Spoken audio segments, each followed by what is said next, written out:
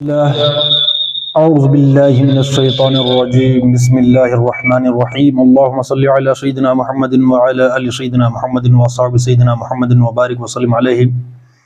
سورۃ المائدہ آیت نمبر 13 رکوع نمبر 3۔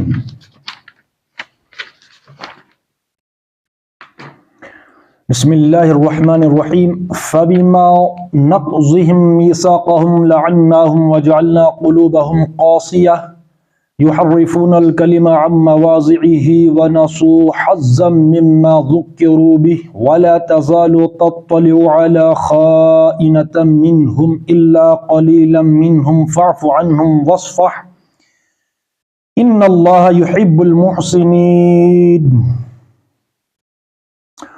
ومن الذين قالوا إنا نصارى أخذنا ميثاقهم فنسوا حظا مما ذكروا به فأغرينا بينهم العداوة والبغضاء إلى يوم القيامة وسوف ينبئهم الله بما كانوا يصنعون۔ صدق اللہ العظیم۔ ترجمہ سورۃ المائدہ آیت نمبر 13 تا 14۔ پھر یہ ان کا اپنے عہد کو توڑ ڈالنا تھا جس کی وجہ سے ہم نے ان کو اپنی رحمت سے دور پھینک دیا اور ان کے دل سخت کر دیے۔ اب ان کا حال یہ ہے کہ الفاظ کا الٹ پھیر کر کے بات کو کہیں سے کہیں لے جاتے ہیں۔ جو تعلیم انہیں دی گئی تھی اس کا بڑا حصہ بھول چکے ہیں اور آئے دن تمہیں ان کی کسی نہ کسی خیانت کا پتہ چلتا رہتا ہے۔ ان میں سے بہت کم لوگ اس عیب سے بچے ہوئے ہیں، پس جب یہ اس حال کو پہنچ چکے ہیں تو جو شرارتیں بھی یہ کریں وہ ان سے عین متوقع ہیں، لہٰذا انہیں معاف کرو اور ان کی حرکات سے چشم پوشی کرتے رہو۔ اللہ ان لوگوں کو پسند کرتا ہے جو احسان کی روش رکھتے ہیں۔ اسی طرح ہم نے ان لوگوں سے بھی پختہ عہد لیا تھا جنہوں نے کہا تھا کہ ہم نصارہ ہیں، مگر ان کو بھی وہ جو سبق یاد کرایا گیا تھا اس کا ایک بڑا حصہ انہوں نے فراموش کر دیا۔ آخرکار ہم نے ان کے درمیان قیامت تک کے لیے دشمنی اور آپس کے بغض و عناد کا بیج بو دیا، اور ضرور ایک وقت آئے گا جب اللہ انہیں بتائے گا کہ وہ دنیا میں کیا بناتے رہے ہیں۔ اے اہل کتاب، ہمارا رسول تمہارے پاس آ گیا ہے جو کتاب الہی کی بہت سی ان باتوں کو تمہارے سامنے کھول رہا ہے جن پر تم پردہ ڈالا کرتے تھے، اور بہت سی باتوں سے درگزر بھی کر جاتا ہے۔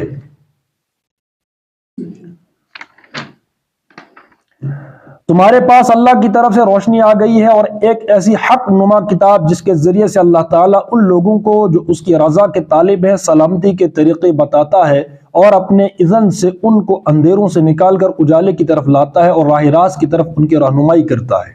صدق اللہ العظیم۔ یہ ہم نے پڑھا ہے آیت نمبر 16 تک، مزید دو آیتوں کا ترجمہ۔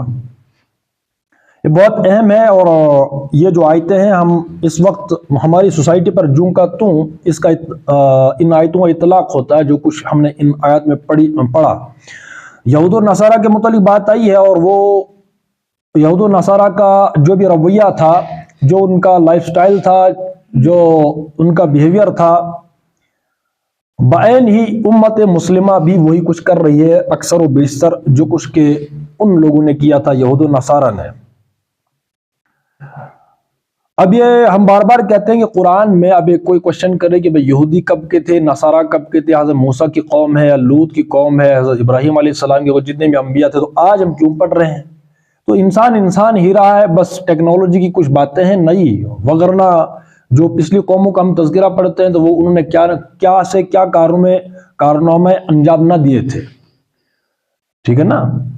ان کی تذکرہ ہم پڑھتے ہیں کہ وہ ان کو بغیر کسی ٹیکنالوجی کے انہوں نے ویسے کارنامے، وہ جو ہے عمارتیں ہیں، وہ جو تذکرہ ہم پڑھتے ہیں مختلف قوموں کے متعلق کہ وہ اس فیلڈ میں بڑے ماہر تھے۔ تو بنیادی طور پر کیا ہے، وہ ہے انسان کی نفسیات۔ تو نفسیات نہیں بدلی، وہ تب بھی وہی انسان تھے، اس لیے ہم پڑھ رہے ہیں۔ یہ جو سائیکولوجی ہے، جو نفسیات ہے، وہ بدلے گی نہیں۔ انسان تو انسان ہے نا، بدلے گا کیا؟ پہلے گھوڑوں کھجروں پر اونٹوں پر سواریاں ہوتی تھی، آج گاڑیاں ہیں، جہاز ہیں، کچھ اور نکلے گا تو ٹھیک ہے، ایسے چلتا رہے گا۔ باقی انسان تو انسان ہی ہے نا، اس کی سوچنے کا جو وہ زاویہ ہے سیم رہے گا۔ اب ہم جو ان آیتوں میں پڑھ رہے ہیں اس کو ہم تھوڑا اپنے اوپر فٹ کر کے دیکھیں کہ کیا ہم وہی کچھ نہیں کر رہے ہیں جو یہود و نصارہ نے کیا. اس کے متعلق حدیثیں بھی ہیں بہت ساری کہ جو کچھ انہوں نے کیا تو تم بھی وہی کچھ کرو گے. اب یہ خبر تھی، یہ کوئی حکم نہیں ہے، خبر بھی ہوتی ہے نا. پہلی بات اس میں ہے آیت نمبر 13 یہ 12 میں ہم نے پڑھا تھا سوا سبیل، سیدھی راہ کو گم کر دیں گے.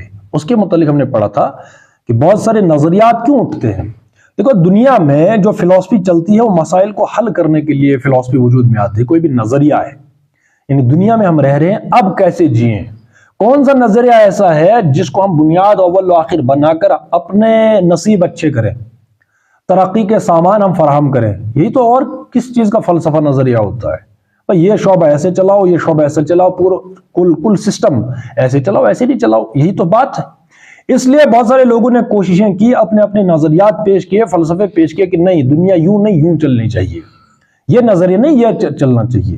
اس لیے جو ہے ہر تھیری آئی ہے، اس کے بعد کچھ صدیاں بیت گئی، اس تھیری کو جو ہے وہ پھاڑ دیا، پھینک دیا، نئی تھیری پیش آئی، تھیسس، اس کے بعد جو ہے اس کا اینٹی تھیسس، اس کے بعد جو ہے سنتھیسس، یہ چلتا رہے گا. اس کے بعد پھر سے یوں سمجھے کہ جو ہے وہ سائیکل ہے. لیکن کوئی ایک نظریہ جو ہے وہ دائمی اور آفاقی حیثیت اختیار نہ کر سکا. اس کی وجہ بنیادی کہ انسان کو تسلی نہیں دے سکتا، انسان کو سیٹسفائی نہیں کر سکتا نظریاتی طور پر. آفاقی سطح ہے، کوئی ایک ریاست کی بات نہیں، پوری دنیا ہے. تو یہی وجہ ہے کہ ہم جو ہے اس سوا السبیل جو ہے وہ سیدھی راہ ہے، وہ لوگوں نے اس کو گم کر دیا. ایک راستہ لیا، اس کے بعد دوبارہ سے ارتقاء کا سفر انہوں نے جاری رکھا. ارتقاء کا سفر ہی تھا نا، کل بھی میں نے کہا تھا کہ ارتقاء کا سفر تدریجن ہم نے نہیں کیا. یا فلاسفر جتنے بھی آئے تھے، دیکھو دنیا میں جتنے بھی بڑے بلنڈر ہوئے وہ فلاسفرز کی وجہ سے ہوئے. تو فلاسفر کو چھوٹی چیز نہیں ہے. سائنٹسٹ چھوٹی چیز ہو سکتا ہے، مطلب سائنٹسٹ جو ہے وہ ایٹمی کوئی ہتھیار بنا کر دکھا سکتا ہے، لیکن یہ کہاں پر اس نے پھٹنا ہے کوئی فلاسفر ہی بتائے گا. بات سمجھ رہے ہیں؟ نظریہ کسی نے دے دیا، اب اس نظریے پر ہم اس ہتھیار کو استعمال کریں گے تو فلاسفر بڑا خطرناک ٹھہرا کہ سائنٹسٹ فلاسفر. ان فلاسفرز نے کیا کیا کہ انہوں نے دنیا کو ایک خاص سمت کی طرف ڈھالنا شروع کر دیا، یا خاص سمت کی طرف ڈالنا چاہا. ایک تھیسس انہوں نے پیش کی، اس کے بعد وہ ریجیکٹ ہوا یا کہیں پر امپلیمنٹ بھی ہوا، لیکن اس کا اینٹی تھیسس پیش ہوا. تو ارتقاء کا سفر تدریجن نہیں ہوا، بلکہ ارتقاء کا سفر از سر نو شروع ہوا.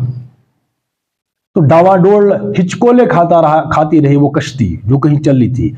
ارتقاء کا سیدھا سفر ہے وہ ہے کہ انسان کو جس نے بنایا صحیح کشتی وہاں چلتی. ارتقائی سفر بغیر کسی رکاوٹ اور ٹھوکر کے ارتقائی سفر جو ہے وہ رسولوں کے ذریعے سے اللہ نے ہمیں دکھایا. سمپل ہے. ایک فلسفی چلتی ہے اللہ کی، رسول کی. اللہ رسول کا مطلب ایک ہی بات ہے. مطلب جو فلسفی کی ہم بات کر رہے ہیں، یہ نہیں کہہ رہا ہوں کہ اللہ اور رسول ایک ہے. اللہ فلسفی جو رسول جو ہے کوئی بھی وقت کا، یا آخری نبی صلی اللہ علیہ وسلم، انہوں نے حضور صلی اللہ علیہ وسلم جو فلسفی ہمارے سامنے پیش کی، فلسفی یہ چیز ہے وہ اللہ کی ہے. ٹھیک ہے. اقبال نے ارمغان حجاز کا آخری جو حصہ ہے نظم کا، وہ جو 2-4 شعر ہے، اس کا عنوان ہے حسین احمد. بہت بڑی چوٹ کی ہے حسین احمد پر. تو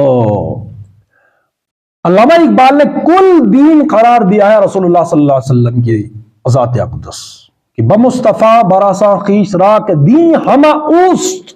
اب ہما از اوست فلسفے میں بھی چلتا ہے، لیکن اقبال نے کہا کہ دین ہما اوست، رسول اللہ صلی اللہ علیہ وسلم کی ذات. یعنی ہم دین کو، قرآن کو، اللہ کو، رسالت کو، آخرت کو، یہ سب چیزیں کس کے ذریعے سے ہمیں پتہ چلا؟ انبیاء کے ذریعے سے، رسول اللہ صلی اللہ علیہ وسلم کے ذریعے سے. وغیرہ ہمیں کیا پتا اللہ کون ہے، کیا یہ ہمیں نہیں معلوم. تو گویا قرآن بھی بار بار کہتا ہے اطیعوا اللہ واطیعوا الرسول. کوئی مشروط نہیں ہے کہ یہ شرط کے ساتھ آپ نے رسول اللہ صلی اللہ علیہ وسلم کی اطاعت کرنی، نہیں. مشروط یعنی شرط ہے صرف امیر کی اطاعت میں، باقی اللہ کی اطاعت، رسول اللہ صلی اللہ علیہ وسلم کی اطاعت اللہ کی اطاعت ہے. اور اللہ تبارک و تعالی یہاں تک اگر تم نے رسول کی اطاعت کی، اتباع کی، تو اللہ تم سے محبت کرے گا. اب آخری ڈگری ہے یہ. اس لیے اقبال نے کہا کہ بمصطفیٰ برسا خیش را کہ دی ہماؤست، اگر با او نرسی دی تمام بولا بیست. کہ اگر آپ کا مرکز مرجع خلائق، اگر آپ کے وہ جو جیسے میگنیٹک فورس ہوتی ہے نا، جو سینٹر ہے، جیسے کہ گریویٹیشنل فورس ہے کہ ساری چیزیں ایک مرکز میں جمع ہوتی ہیں، تو اگر ہم نے مرکز میں رسول اللہ صلی اللہ علیہ وسلم کو ایسے جیسے کہ کوئی میگنیٹ کھینچ دیا چیزوں کو، اسا اگر ہم نے حضور صلی اللہ علیہ وسلم کی طرف دوڑ پڑے قربان ہونے کے لیے، جیسے کہ پروانہ روشنی اور موم بتی اور اس کے لیے جو ہے وہ لپکتی ہے، اپنے آپ کو جلا دیتی ہے، اس طریقے سے نہیں، تو تمام بولا بھی ہے۔ اسی کو عنوان دیا گیا عشق رسول، ٹھیک ہے۔ تو بہرحال تو صحیح راستہ سواء السبیل جس کو کہا گیا کہ اللہ تبارک و تعالیٰ کی جو فلسفی ہے، یعنی اللہ رسول صلی اللہ علیہ وسلم کی فلسفی ایک وہ ہے سواء السبیل۔ کیوں؟ کیونکہ اللہ نے انسان کو پیدا کیا، فلسفی بھی اسی نے دی، اللہ نے۔ اس کو ہم پکڑتے ہیں، اس کی فلسفی جو گوشے تھے، اس کے گوشے پہلو ہوتے ہیں نا، ڈائمینشنز ہوتی ہیں، اس کو ہم نے کھولنا تھا تو ہم سیدھے راستے پر ہی رہتے۔ کوئی نیا نظریہ یا کوئی نئی بات پیدا ہو جاتی، ہم کسی ایک آیت کی ڈیپتھ کو کھولتے، مسئلہ جو ہے وہ کھل جاتا۔ ماسٹر کی ہے نا قرآن، ماسٹر کی، ٹھیک ہے۔ دوسری ہے انسانوں کی فلسفی، اس میں ایرر رہتا ہے۔ ایک بندے نے تھیسس لکھا، ایک صدی بیت گئی، یا صدی کو چھوڑ دیجئے، صرف نظریہ پیش کیا، کچھ سال بیت گئے، وہ فلسفر خود اپنی تھیسس کو ریجیکٹ کرتا ہے۔ علم کا ایک معیار ہوتا ہے ہر صدی میں، صدی گزری، وقت گزرا، نالج بڑھا، تو جو سابقہ نالج تھا، مطلب ایک حد ہوتی ہے نا، تو جو سابقہ نالج تھا ایک ٹائم کے بعد وہ اس کو خود بخود جو ہے وہ کاٹنا شروع کر دیتی ہے۔ ہاں اس وقت کے لیے وہ صحیح تھا، لیکن اب 2 صدی کے بعد اس کے جو نظریات ہیں یا اس کی جو سائنٹیفک دلیلیں ہیں وہ کمزور پڑنی شروع ہو جاتی ہے، آج خود بخود، آپ سے آپ۔ تو اس میں ایرر رہا ہے بہرحال۔ اس لیے ہر دور کا فلسفر، یا اگر 17ویں صدی یا 18ویں صدی میں کسی نے نظریہ پیش کیا تو 21ویں صدی میں کیوں نہیں چل رہا ہے؟ یہ وقت کے تقاضے ہوتے ہیں، تو ہر آنے والا وقت اپنے تقاضے خود لے کر آتا ہے، نئے تقاضے ہوتے ہیں۔ لیکن اللہ کی فلسفی، رسول اللہ صلی اللہ علیہ وسلم کی جو فلسفی ہے، اس میں دوام ہے، ہمیشگی ہے، لا ریب کا مطلب کوئی شک نہیں، تو لا ریبیت اس میں ہے، کسی انسان کے کلام میں نہیں ہے۔ تو ہم سیدھی راستے پر چلتے ہیں، مطلب ہم نے منزل تک پہنچنا ہے، ارتقائی سفر۔ تو ارتقائی سفر میں یو ٹرن نہیں ہونا چاہیے، از سر نو سفر کا آغاز نہیں ہونا چاہیے، تو وہ ارتقائی سفر کہلائے گا۔ انسانوں نے جو فلسفی دیا اس میں از سر نو، ہم نے ہر موڑ پر پہنچنے کے بعد ہم نے نیا سفر شروع کر دیا۔ دوڑ پیچھے کی طرف ہے، گردش ایام کی دوڑ کدھر ہے؟ وہ تو پیچھے ہو گیا نا، ایک سفر کے بعد نیا سفر شروع، وہ سفر ختم کیا، پھر نیا سفر شروع۔ تو اس لیے کوئی بھی فلسفی اپنے منطقی انجام کو نہ پہنچ سکی، تھیسس اینٹی تھیسس سنتھیسس، یہ سفر چلتا رہا۔ ایک ہی فلسفی ہے، وہ اللہ اور اللہ کے رسول صلی اللہ علیہ وسلم کی فلسفی، ہم اس کو ڈھونڈے تو تمام نظریات جو بھی اٹھے چلے، قرآن نے ان کو چینلائز کیا ہے، ایک ایک آیت ہے، ایک ایک ٹکڑا ہے حدیثوں کا، آیتوں کا، بس ان کو کھولتے چلے جائے، تمام جو مسائل ہیں وہ خود بخود حل ہوتے چلے جاتے ہیں۔ لیکن مسئلہ یہ ہے کہ میرا ذہن کتنا بڑا ہے۔ اللہ کا کلام ہے، اللہ کے کلام کو سمجھنے کے لیے ذہن کتنا بڑا ہونا چاہیے، تو وہ بڑا کرنا ہے، وہ ہے اقرا۔ قرآن نے، اللہ نے خود کہا کہ نہیں، کلام میرا آخری تمہارے پاس ہے، حوالے ہے، لیکن اب آپ کو پڑھنا پڑے گا، چھوٹی چیز نہیں ہے۔ اس کے لیے ہم جو ہے ڈاکٹر اسرار بہترین وہ مثال دیتے ہیں کہ اللہ کا کلام کیا ہے۔ ایک نابینا کو دیوار کے ساتھ کھڑا کر دو، پھر اس کو بتائیں، اس سے پوچھئے اب آپ بتائیں کہ دیوار کی اونچائی کتنی ہے؟ نابینا بتا سکتا ہے کبھی؟ کیا بتائے گا؟ ہاتھ مار کر دیوار کو مس کر کے یہ بتا سکتا ہے کہ جہاں تک میرا ہاتھ پہنچا یہ اتنی فیٹ ہے، لیکن اس کے بعد کتنی ہے نمی دانم میں نہیں جانتا، اس کے بعد بھی کتنی اونچی دیوار ہے مجھے کیا پتا۔ ہاں ہاتھ سے جہاں تک میں نے ٹچ کیا تو اتنا معلوم ہے 8 فیٹ یا 9 فیٹ ہے۔ بعین ہی یہی مثال ہے قرآن کی۔ اللہ نے کہا پڑھو، اب وہ ہم نے پڑھا بہت کچھ پڑھا۔ پڑھنا کیا تھا؟ کائنات پڑھی ہے، کائنات مطلب سائنس، پوری کائنات ہے، اس کے بعد انسان ہے، تو اس میں کتنے موضوعات بنتے ہیں، ان کو قرآن نے موضوع بنایا۔ کائنات کو موضوع بنایا قرآن نے، مادی کائنات کو پڑھو، اس کے بعد اور بھی، اس کے نتیجے میں ہمارا ذہن جتنا بڑھتا، جتنا کھلتا، وسعت اس میں پیدا ہو جاتی، پھر ہم قرآن کو سمجھتے، کتنا سمجھتے، پھر ہم یہی کہتے کہ جتنا میرا ذہن کھلا اس کے نتیجے میں قرآن کو جو کچھ میں نے سمجھا، جتنا میں نے سمجھا، اس کے بعد اس میں اور کتنی پرتیں اور ڈیپتھ اور فلسفی اور حکمت کی باتیں ہیں، نمیدانم، کیوں؟ اللہ کا کلام ہے۔ اس لیے اللہ نے کہا پہلی آیت اقرا، پڑھنا پڑے گا، کلام کس کا ہے؟ اللہ کا۔ انسان کی تھیسس تو ہے نہیں کہ میں جو اس کو پڑھ کر جو ہے وہ ایسے ریویو لکھوں کہ بھائی اس میں یہ بھی فالٹ ہے، یہ بھی فالٹ ہے، یہ بھی فالٹ، یہ 1 صدی بعد کتاب چلنے والی نہیں ہے، میں اس کو پھاڑتا ہوں، اس میں کچھ بھی نہیں ہے۔ انسان ہے، ظاہر سی بات ہے، ایک محدود ذہن، اپنی فلسفی ہے۔ اس لیے قرآن ہم نے پڑھنا ہے تو پڑھنا پڑے گا، فرض ہے پڑھنا، یہ قرآن پڑھیے، لیکن کوئی باؤنڈ نہیں کیا گیا کہ تم نے پڑھنا کیا ہے۔ ہاں یہ کیا کہ جو کچھ بھی تم پڑھو گے، آیت ہے، نشانی، نام کے ساتھ تم نے نالج حاصل کرنا ہے، لیکن وہاں تمہیں تعارف ہونا چاہیے اللہ کا۔ اقرأ بسم ربک الذی خلق، اللہ کے نام کے ساتھ شروع کیجئے، گویا اول و آخر، ابتدا تا انتہا تعارف ہونا چاہیے کس کا؟ اللہ کا، لیکن پڑھنا فرض کیا گیا۔ بات سمجھ رہے ہیں نا؟ تو جب ہم اس قرآن کی فلسفی کو فلسفی سمجھیں، وغیرہ اس وقت فیس بک لے لیجئے، یوٹیوب لے لیجئے، یا واٹس ایپ ہے، انسٹا ہے، جتنے بھی ٹویٹ وغیرہ، اس میں قرآن و سنت کو کوٹ کیوں نہیں کیا جاتا؟ معلوم ہو کہ اس میں فلسفی نہیں ہے، اپنے اقوال ہیں، واٹس ایپ یونیورسٹی کے اقوال ہیں، ان کی کوئی تحقیق نہیں ہوتی، اکثر و بیشتر چوریاں کرتے ہیں بیچارے، کہیں فیس بک پہ کہیں اور پوسٹ اچھی لگی، اس کو کاپی کیا، پیسٹ کیا، حوالہ بھی نہیں دیتے، بھائی میں نے کہاں سے چوری کی ہے، یہ کہاں سے لیا ہے۔ بات سمجھ رہے ہیں؟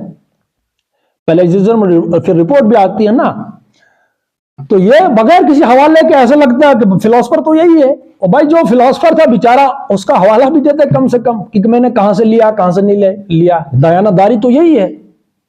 اب اکثر بیشتر یہی ہوتا۔ اچھا، جو کچھ بھی پوسٹ کرتے ہیں وہ کسی انسان کا قول ہوتا ہے، کسی فلاسفر کا قول ہوگا۔ اچھا، فلاسفر کا قول ہے بھی یا نہیں، بس واٹس ایپ پہ ہم نے دیکھا، فیس بک پہ دیکھا، بس شیئر کرتے رہو، چلو اچھی بات ہے، کوئی بھی، لیکن قرآن و سنت کو ہم نے رواج نہیں بنایا کوٹ کرنے کے لیے۔ کیوں؟ پتہ، اچھا قرآن کی بات ہے، سکرول ڈاؤن، چلتے رہو انگلی اوپر جی، ہاں کوئی اور انسان کی وہ تصویر آئے، کوئی ویڈیو آ گئی، کوئی اور، اس کو دیکھتے رہے، وہ بڑا اچھی تحریر لکھی ہے تم نے، لیکن قرآن کیوں؟ کیونکہ ہم نے فلسفی کے اینگلز کو پڑھا ہی نہیں کبھی۔ اس میں اتنی حکمتیں ہیں، اس میں اتنی فلسفی ڈیپتھ میں، لیکن کھولے کون؟ حدیث ہے، حدیثوں میں کتنی بڑی فلسفی ہے بھائی، نالج ہی ہے نا، ہم پڑھتے ہیں تو نالج ہے، تو نالج تو سب سے بڑا مطلب معمولی بات نہیں ہے کہ میرے آپ کے پاس اللہ رسول کا کلام موجود ہے، یہ چھوٹی بات ہے، چھوٹی بات نہیں ہے یہ، کیا ہم اس پر غور کرتے کہ بھائی قرآن کی آیت اور غور کرتے، بھائی اس کا اور کیا مطلب ہے، میں کتنا سمجھ رہا ہوں، اس کو کتنا سمجھ رہا ہوں، اور آنکھیں پھٹنی چاہیے تھی، جب آنکھیں باہر آتی ہیں تو سمجھ لینا چاہیے انسان سمجھنے کی کوشش کر رہا ہے، تو جو بات سمجھ نہیں آ رہی ہے سمجھ لینا چاہیے، مطلب میں کوئی چیز پڑھ رہا ہوں، مجھے سمجھ نہیں آ رہی، سمجھ لینا چاہیے کہ میری سمجھ اب شروع ہو رہی ہے، جہاں بات سمجھ نہ آ رہی ہو تو وہاں رکنا چاہیے کہ مجھے سمجھ کیوں نہیں آ رہی ہے اس کی، وہ اگر یہ اس بات کی سمجھ مجھے نہیں آ رہی ہے تو پتے کی بات تو یہی موجود ہے، مگر نہ سرسری وہ جو اقوال جو ہم پڑھتے رہتے ہیں سوشل میڈیا پر، وہ کیا رکھا ہے اس میں، اوپر کی باتیں، بس وہی جو بات سمجھ نہ آئے وہاں رکنا چاہیے کہ نہیں، اصلی بات تو ادھر ہی ہے، جو کچھ مجھے سمجھ نہیں آ رہا، تو اصل ڈک جو ہے وہ قرآن و سنت میں ہے، تو ہم اس کو پڑھیں، تب جا کر سواء السبیل، سیدھا راستہ، ہم نے کس منزل کی طرف جانا ہے، تو اسے پیمانہ امروز و فردا سے نناپ، جاویداں پی ہمدواں، ہر دم جواں ہے زندگی، تو ہر دم جواں ہے زندگی، کاہے کی زندگی، ہر کیسے ہے، تو اس کا ہم سراغ لگائیں، تو جب ہم سوچیں گے تو فلسفر ویسے بنتا ہے، لاکھ حکیم سر بجیب، تو پھر جو ہے وہ سر تو پکڑنا پڑتا ہے، پھر بھئی اس کا کیا مطلب ہے، اس کا کیا مطلب ہے، اس کا ہم تو سوچتے ہی نہیں، تو سوچنا پڑتا ہے کہ اس کا کیا مطلب ہے، اس کے اینگل دیکھنے پڑتے ہیں چاروں طرف، ٹھیک ہے نا، تو اس کے بعد جو ہے یہ منزل کا پتہ چلتا ہے، عالم ارواح، عالم دنیا، عالم برزخ، عالم آخرت، کہ اگر یہ لوگ مر رہے ہیں تو جا کہاں رہے، کیوں مر رہے ہیں، ہٹو بچو لائف تھی، اتنا پروٹوکول تھا، مر گیا بندہ، ادھر مر گیا، وہاں گاڑ دیا زمین میں یا جلا دیا، اتنی بے قدری انسان کی. ویسے ایک موضوع ہے، ابھی جو ہے وہ چل رہا تھا، اس کے حکم پر جو ہے وہ دنیا چل رہی تھی، لیکن ابھی جو ہے اس کو پھینک دیا. تو کیا راز ہے یہ؟ تو اس کا منزل کا پتہ چلتا ہے جب کہ ہم قرآن و سنت کو پڑھیں. باقی فلسفی میں کیا رکھا ہے؟ ہاں، اس فلسفی کو کہ انسان جا کہاں کدھر جا رہا ہے، یہ جان نکل رہی ہے، انسان کی روح ہے، روح کا نام ہے، ابھی ہے، ڈیڈ باڈی ہے، اس کو آگے کیا، آگے کا سفر کون سا سفر ہے؟ تو جب ہم یہ پڑھیں گے تو سواء السبیل تب سمجھ آئے گا ہماری. ٹھیک ہے نا؟ تو پڑھنا ہے فرض.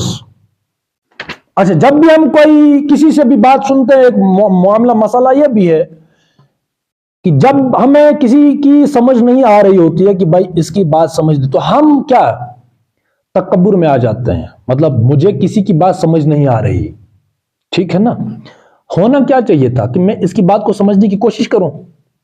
ایسا ہی ہونا چاہیے نا کہ مجھے سمجھ نہیں آ رہی، بھائی اس نے بات کون سی کہی، مجھے تو سمجھنے کی ضرورت ہے، مجھے سمجھ تو نہیں آئی. ہمارا رویہ یہ ہے کہ ہم تکبر میں آ کر اس کی اس بات کو بقول احمد جاوید صاحب کے کک مار دیتے ہیں. تو جہالت کی سب سے بڑی وجہ یہ ہے، ابے چھڈو جی، یہ ہمیں سکھائے گا. حالانکہ وہ اس نے ایسی بات کہی ہے، اس کی بات سمجھ نہیں آ رہی ہے، تو عام انسان ہے وہ. بھائی مجھے کسی کی سمجھ نہیں آئی، چاہے وہ چھوٹا ہے بڑا ہے کوئی بھی ہے، کسے باشد، تو مجھے کیا کرنا چاہیے؟ میں تکبر میں آ کر اس کی بات کو جو ہے میں یوں پھینکوں؟ تو گویا جاہل کون رہا میں کہ وہ؟ گویا میں نے اپنی جہالت کا بہت بڑا ثبوت پیش کر دیا، کتنا بڑا جاہل ہوں میں، ٹھیٹ جاہل. تو ہمیں یہ چاہیے کہ جب کسی کی بات سمجھ نہ آئے وہاں رکنا چاہیے، اس کی بات کو سمجھنا چاہیے، نہ کہ تکبر میں آ کر اب یہ جو ہے نا، وہی احمد جاوید صاحب کا قول، جب ہم تکبر کرتے ہیں تو تکبر میں نے کیوں کہ کیونکہ یہ مطلب اگر کسی کی بات سمجھ نہیں آئے تو میں اس کو سمجھنے کی کوشش نہ کروں تکبر میں. تو ہم نے یہی دعویٰ کیا نا کہ میں نے اس لیے کوشش نہیں کی سمجھنے کی، میں کمپلیٹ ہوں یا میں بہت بڑا عالم ہوں. ایسا ہوتا کہ نہیں؟ اتنا کے قابل نہیں سمجھتے، اتنا بے اتنائی، مطلب توجہ کے قابل ہم نے اس کی بات کو نہ سمجھا. تو یہی میں نے ثابت کیا کہ میں بڑا عالم ہوں، جاننے والا ہوں، مجھے سب پتا ہے، اس لیے مجھے ضرورت نہیں ہے اس کی بات کو سمجھنے کی. تو ہم نے کیا دعویٰ کیا بقول احمد جاوید صاحب کے کہ وہ کہتے ہیں کہ کہیں یہ دعویٰ نہ کرو عالم ہونے کا، ٹھیک ہے نا؟ تو کہیں یہی ثابت نہ ہو جائے اس سے کہ تمہارا جہل یعنی جہالت وہ بھی انکمپلیٹ اور ناقص ہے. جب ہم یہ رویہ اختیار کریں نا، کسی کی بات پر توجہ نہ دیں، اس کا مطلب یہ کہ ہم اپنی جہالت، گویا کہ میری جہالت بھی ابھی ناقص ہے. ہم نے جہالت کو بھی ہم نے جسٹیفائی نہیں کیا. ایک ہوتا ہے نا میرے پاس نالج ہے، میں اس کو جسٹیفائی کر رہا ہوں دلائل سے، برہان سے، یہ سب چیزیں ہیں کہ بھائی میرے پاس نالج اتنا ہے، اس کی دلیل یہ ہے، اس کی دلیل یہ ہے. تو کوئی پتہ چلتا کہ نہیں یہ نالج والا ہے، اس کے پاس علم ہے.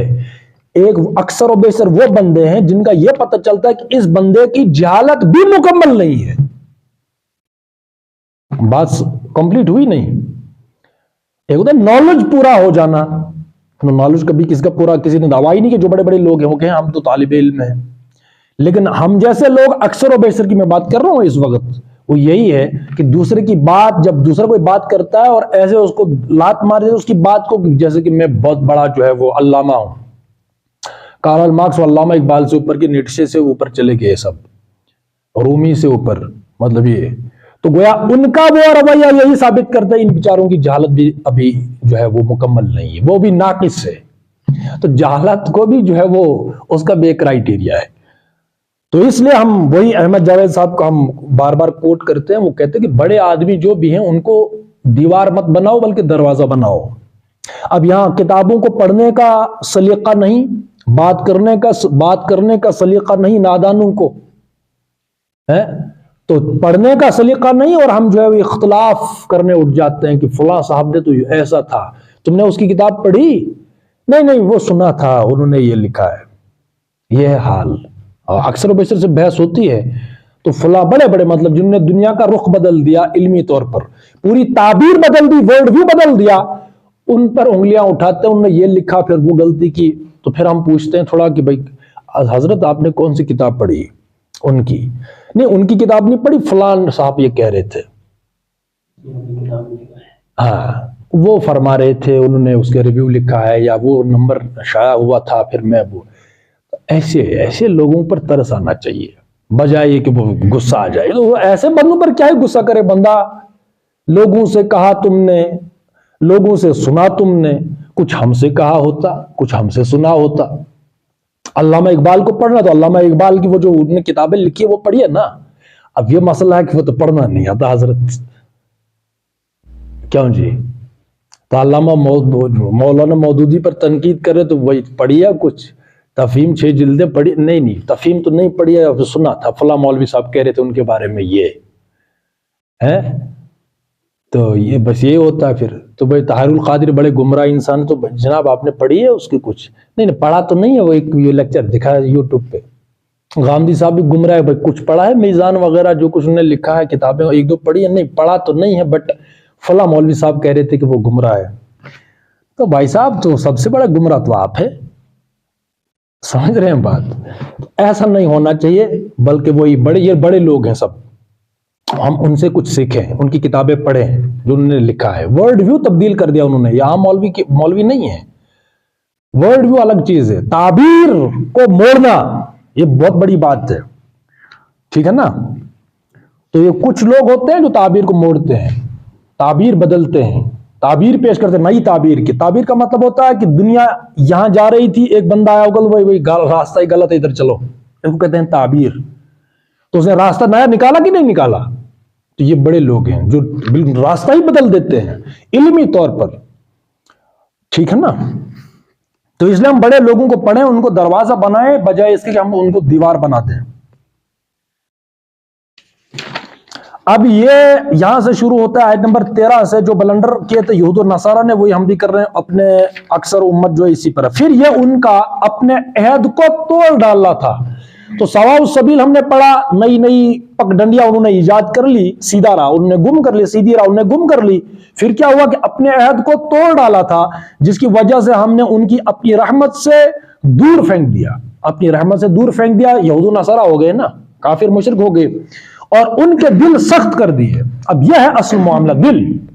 حدیث میں بھی ہے کہ انسان کے دل کے لیے کہا گیا کہ ایک گوشت کا لوتھڑا ہے، وہ سدھر گیا تو سب بات ہو گئی۔ اکثر ویسے لوگ وعظ کا، قرآن کا، حدیث کا، یہ سب چیزیں وعظ نصیحت اثر کیوں نہیں کرتی؟ اندر سے جو ہے دل جو ہوتے ہیں دل، وہ اس پر مہر لگ چکی ہوتی ہے۔ جب مہر لگی ہوئی ہے تو آپ جو ہے صبح شام رات دن وعظ سنتے رہیں، قرآن پڑھتے ہیں، اس کا کوئی اثر نہیں ہوتا۔ احساس یہ ختم ہو گیا، ضمیر مردہ ہو گیا، دل سخت ہو گیا، تو یہی ہوا۔ نہیں تو یہود و نصارہ میں اکثر و بیشتر انبیاء تو ان کی قوم بنی اسرائیل۔ قرآن میں اتنا آیا کہ بھائی یہ تو حضور صلی اللہ علیہ وسلم کو اور اسلام قرآن کو ایسے جانتے جیسے کہ اپنے بچوں کو جانتے پہچانتے، لیکن تب بھی نہیں مانتے۔ یہ دل سخت ہونا، جب انہیں بلنڈر کیے، عہد کو توڑنا، وعدہ خلافی، وعدہ جو کیا تھا اس کو توڑا، وعدہ شکن، ٹھیک ہے نا؟ تو بہت بڑی بات ہے۔ تو ہم نے بھی وعدہ کر رکھا کہ الستو بربکم قالوا بلا، ہم نے مانے تو وعدہ کیا اللہ کے ساتھ، لیکن دنیا میں آگے وہاں جو ہے ورلڈ، وہ جو ہے وہ پورا آفاقی طور پر ہم نے جو ہے ورلڈ آرڈر اس کو ہی بدل دیا۔ اب کون اللہ کون رسول چھڈو جی، ہم تو نئے فلسفر ہیں، ان کو ہی اپنا امام بنا پیشوا بنائیں گے۔ تو سب سے بڑا عہد ہم نے توڑا، اور اس کے بعد عصائے موسیٰ بغل میں، رسیوں اور ساموں کو دیکھ دیکھ کر ڈر رہے ہیں، بقول مولانا مودودی۔ قرآن ہمارے پاس ہے، لیکن تب بھی ہم جھانک رہے ہیں کہ وہ قانون دے گا، وہ کوئی فلاں اصول دے گا، یہ کوئی سبیل نکالے گا تو ہماری راہ نجات۔ اب یہ ہے اللہ کا کلام، جس قوم کے پاس اللہ کا کلام موجود ہے، اس نے کیوں وہاں جو ہے وہ بھٹکنا تھا؟ تو سب سے بڑا وعدہ کس نے توڑا؟ میں نے، آپ نے۔ اکثر و بیشتر یقینی نہیں ہے۔ ہاں رحمت للعالمین کے جلسے ہوں گے، الرحمن الرحیم، اس پر تفسیریں ہوں گی، لیکن کبھی ہمیں یقین نہیں ہے کہ جو کام رسول اللہ صلی اللہ علیہ وسلم نے کیا وہ رحمت ہے۔ یہ کام زبان سے دہرانا مت، رحمت والا۔ بھائی جو ہمارا عقیدہ ہے کہ رسول اللہ صلی اللہ علیہ وسلم نے جو کام کیے دنیا میں، جو بھی کام کیے، کوئی نظام پہ کچھ بھی کام کیا، وہ ہمارے رحمت ہی رحمت ہے کہ نہیں ہے؟ اور وہ بھی کہتے ہیں رحمت للعالمین، تمام عالمین کے رحمت۔ لیکن وہ کام کرنے، وہ جو کام انہوں نے صرف انہوں نے پریکٹیکلی کیا، ہم ایسے رحمت للعالمین مانتے کہ ہم ان کا وہ کام زبان پر لانے کے لیے تیار نہیں ہے. کیوں؟ اگر ہم نے ان کا یہ فلاں کام زبان پر لایا، چومی گویم مسلمانم بلرزم کہ دانم مشکلات لا الارا، کہ مشکلات طوفان اس کا جو ہے وہ تانتا بند جائے گا. یہ مصیبتیں کس نے جھیل لی ہیں؟ گویا کہ رسول اللہ صلی اللہ علیہ وسلم کو رحمت اللہ عالمین کہا، ان کا کوئی کام، حضور صلی اللہ علیہ وسلم کو کوئی کام ہم نے دہرایا تو یہ یقین ہے کہ ہم مصیبت میں پڑ جائیں گے، پھنس جائیں گے. ایسے غزل سرا کو چمن سے نکال دو. ایسا اسلام نہیں چلتا. تھوڑا جو ہے وہ مولانا ہاتھ وہ جو ہے ہاتھ تھوڑا ہلکا رکھے. بات سمجھ رہے ہیں؟ تو یہ ہے ہمارا اس وقت معاملہ. رحمت بھی کہیں گے اللہ کے لیے الحمدللہ رب العالمین الرحمن الرحیم، لیکن یقین نہیں ہے کہ واقعی جو اگر ہم کام کریں گے تو رحمت برسے گی. کوئی کام ہم نے اس کا منہ سے تذکرہ کر دیا تو رحمت میں کچھ اور ہوگا، اس لیے اس کو سائیڈ لائن کرو. اچھے کام بزرگ اور دوستو بس یہ کرو وہ کرو، بھائی کیا ہے وہ ترتیب کیا ہے وہ بتا نہیں. تو یہ پھر دل سخت ہوتا ہے کہ نہیں ہوتا؟ آپ دیکھو آیت بالکل ان میں تشریح کرنے کی ضرورت نہیں ہے، بالکل مطلب سمپل ہے. جو انہوں نے کیا تھا ہم وہی بلنڈر ہے. تو پہلا ہے عہد توڑنا، وعدہ. پھر یہ ان کا اپنے عہد کو توڑ ڈالنا تھا، جس کی وجہ سے ہم نے ان کو اپنی رحمت سے دور پھینک دیا اور ان کے دل سخت کر دیے. تو دل جب سخت ہو گئے تو پھر پڑھتے رہو، اس کو کوئی اثر نہیں ہوتا. اب ان کا حال یہ ہے کہ الفاظ کا الٹ پھیر کر کے بات کو کہیں سے کہیں لے جاتے ہیں. تو آپ کو تشریح کرنے کی ضرورت ہے اس کی. علماء جو بڑے بڑے ان سے پوچھے کہ بھئی کیا کس قسم پرسی میں ہو، بھئی کوئی فتوی دے دو.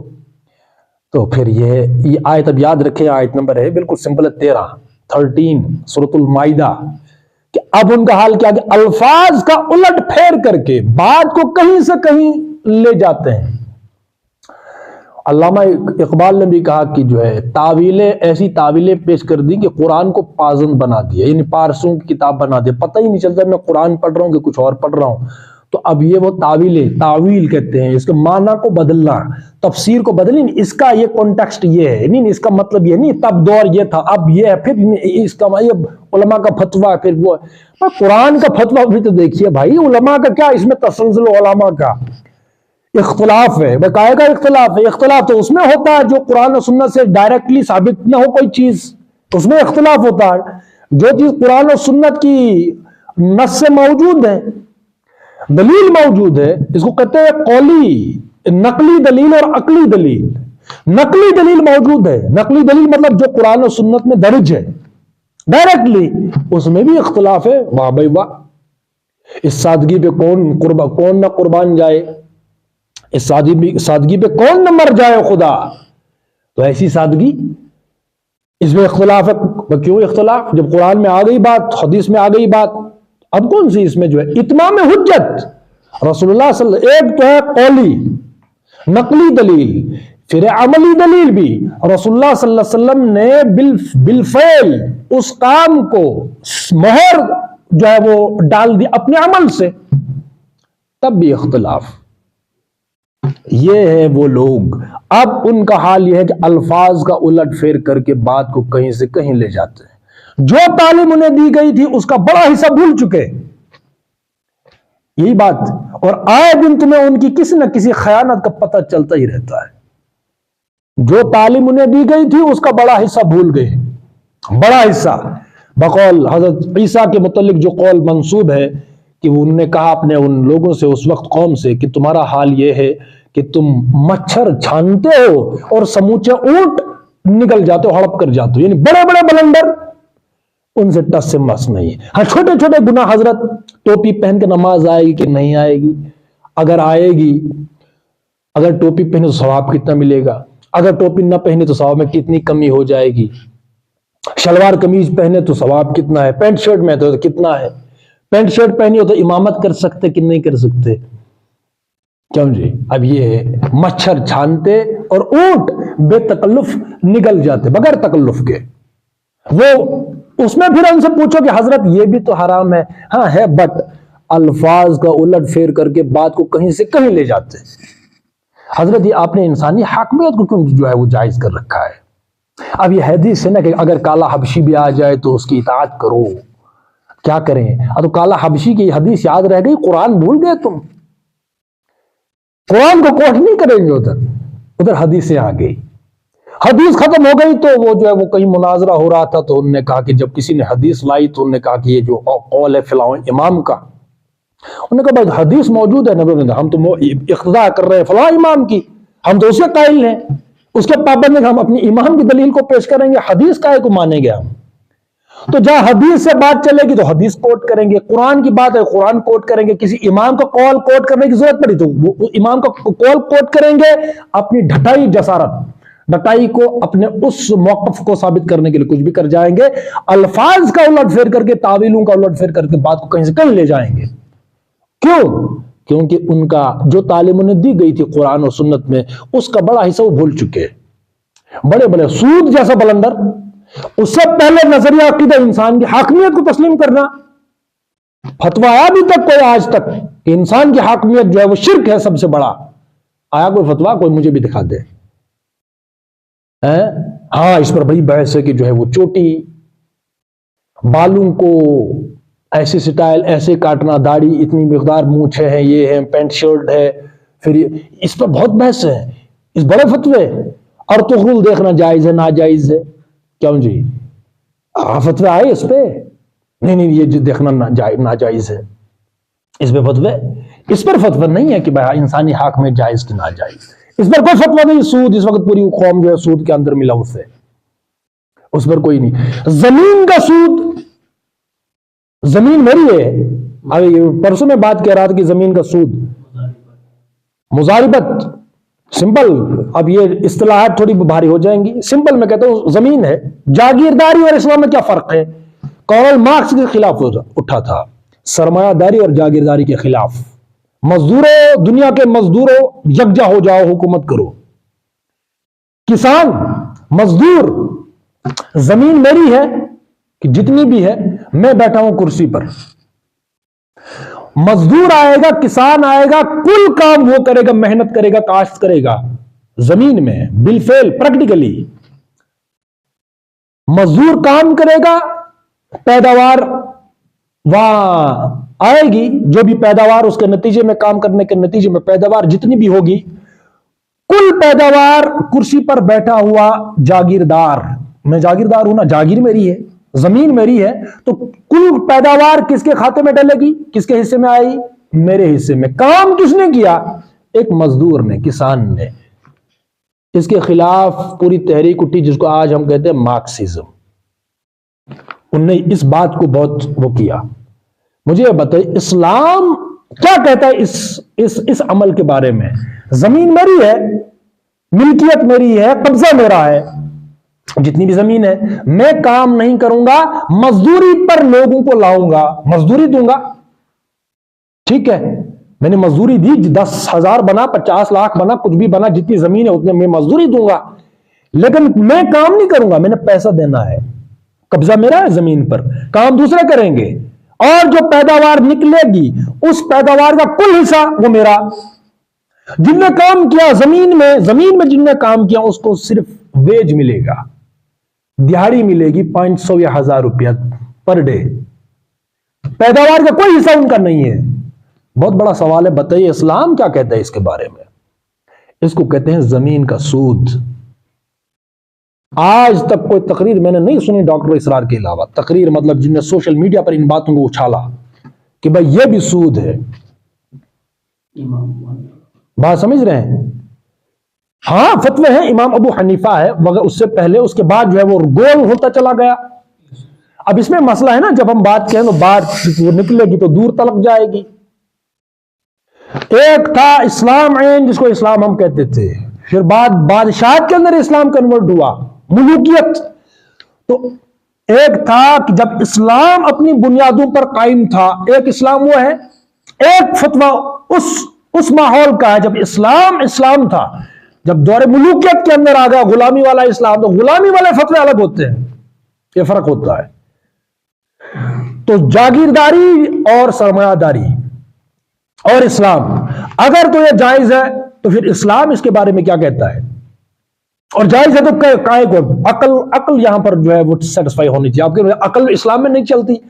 اگر اسلام میں عقل نہیں چلتی تو اللہ کیوں کہتے یہ تو چوپائے ہیں, جانور ہیں جو سوچتے نہیں, عقل سے کام نہیں لیتے. اولئک کالانعام بل ہم اضل. اللہ کہتا بار بار عقل سے کام کیوں نہیں لیتے؟ تو عقل سے فتوا لیجئے, عقل سے, کہ زمین ایک انسان کے قبضے میں ہے, کام زمین پر کوئی دوسرا بندہ کرے گا, پیداوار نکلے گی یا تو آدھا آدھا ہوگا ٹھیکہ, جس کو ہم کہتے ہیں کہ جو میری زمین کو جو ہے وہ اس پر بیج بوئے گا, ہل چلائے گا, جو بھی ہے کاشت کوئی کرے گا, آدھا حصہ اس کا, آدھا میرا. میرا کون؟ جس کی زمین ہے, لیکن میں کام نہیں کروں گا زمین میں, اس لیے آدھا مجھے دے گا, زمین میری ہے, آدھا اس کو اس لیے میں نے دیا, کام اس نے کیا. یہ کس فتوے, کس عقل کے فتوے سے جائز ہے؟ اسی کو کہتے ہیں زمین کا سود. اسلام میں سمپل یہ ہے کہ جو بھی زمین میں کام کرے گا کل پیداوار اس کی. آج تک اس پر کسی نے کوئی فتوا, کوئی تقریر, کوئی کچھ بھی نہیں. بات سمجھ رہے ہیں؟ اس کو کہتے ہیں جب ہم فتوا ہم پوچھیں گے تو کہیں گے اس میں علماء کا اختلاف ہے. بھائی عقل کا فتوا میں عقل, میں یہ کہہ رہا ہوں کہ جاگیرداری, پھر اسلام اور جاگیرداری فرق ہی کیا واقع ہوا؟ وڈیرا شاہی, جاگیرداری, سرمایہ داری, اسلام نے تو انہی چیزوں کو ایک ایک جملے میں ختم کیا تھا, لیکن بعد میں پوری فلسفی وجود میں آ گئی کارل مارکس کی اسی پر, اس میں یہ بھی حصہ شامل تھا. تو جب ہم اپنے بڑوں سے فتوا پوچھتے ہیں پھر وہ کہ الفاظ کا الٹ پھیر کر کے بات کو کہیں سے کہیں لے جاتے ہیں, زمین کا سود کھائیں گے, پیسوں کا سود بینک میں, جو تعلیم انہیں دی گئی تھی قرآن میں اس کا بڑا حصہ وہ بھول چکے.